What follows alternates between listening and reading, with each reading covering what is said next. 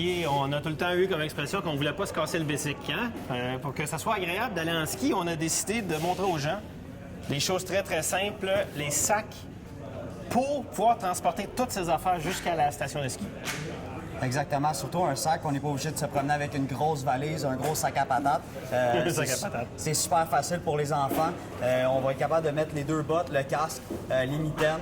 On va être capable de mettre aussi même le petit lunch, les petits jeux, tout ce qui est nécessaire pour une bonne journée de ski. On voit souvent là, les parents là, qui transportent ceux qui ont 2-3 enfants. Là.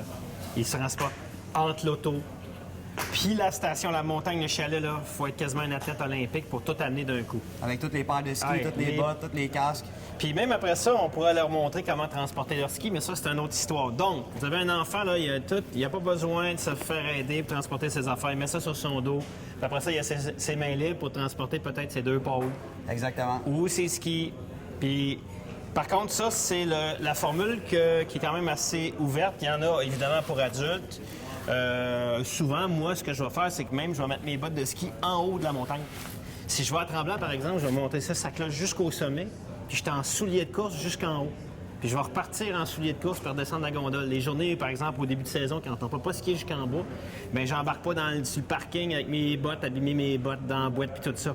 Tu as un autre, évidemment, les sacs classiques là, qui sont complètement fermés. Exactement, le sac au berçon, que lui va être un petit peu plus gros à la base. On va être capable de mettre un petit peu plus de stock. Cependant, lui, les bottes vont être aux 2 extrémités à l'intérieur. On va pouvoir mettre le casque, encore là, les mitaines, sucre, lunch, tout dans la pochette du milieu comme ça ici, qui va être quand même assez grosse pour pouvoir tout mettre à l'intérieur. Et toujours dans la formule sac à dos. On se fait dire par les gens qui travaillent avec les jeunes que parfois, les transporteurs scolaires, ceux qui font le ski-études, qu'on n'autorise pas ces sacs-là, les bottes exposées, parce qu'on dit que ça abîme l'intérieur des autobus. Donc, à ce moment-là, un sac avec les bottes fermées en forme pack-sac. Exactement. Évidemment, il y a un panoplie d'autres types de sacs pour soit les voyages avec des roulettes quand on s'en va en avion. Les roulettes, Dieu merci, ça existe parce que des fois, avec tout notre matériel, quand on part en voyage... Dans les aéroports, c'est un peu plus difficile.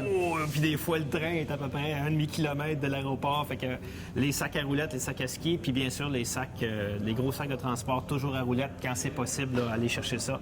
Ça va sauver beaucoup de troubles. Fait que, un petit achat, peut-être qu'on peut offrir en cadeau ou quand on a des gens dans la famille qui font du ski, des cousins, des cousines, des nièces.